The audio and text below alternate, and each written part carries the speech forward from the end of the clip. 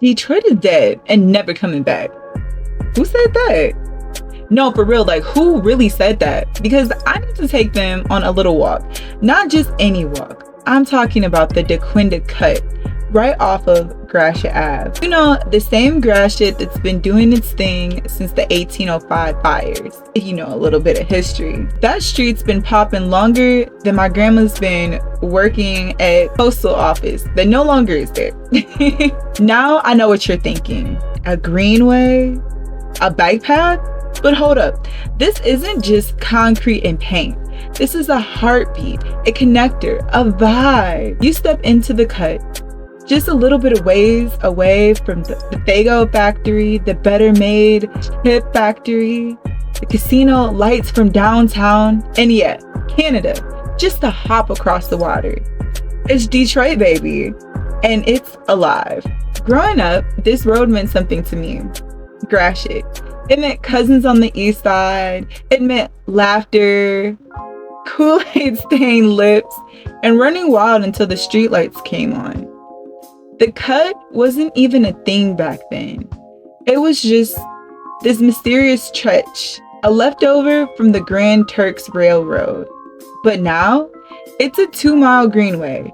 So today, I decided to walk it. And guess who came with me? My very fun and lit auntie. You know, she always has stories and snacks. Sometimes she doesn't really have the patience, but that's for another day. I probably didn't prepare properly, but the beauty of the cut, you don't need a plan. You just need to show up. We started under Lafayette and Jefferson, where the city hums above and the cut whispers below. First thing, bring a bottle of water. Trust me, be ready to switch lanes because these folks, they can't drive. Because some folks treat the bike lane like it's Mario Kart. But hey, it's Detroit. At least we're better than LA. We'll improvise. What I love, the safety features that they have lined across the cut. What I wish for more was more art, more sculptures. The graffiti's dope. Don't get me wrong. It's like walking through a living gallery.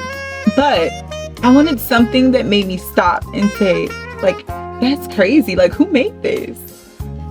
Further down, there's this chill little spot where you can sit and sip something cold and just vibe. Like, they literally have a whole bar with liquor. It's not far from the RiverWalk, so if you're feeling ambitious, you can keep the journey going.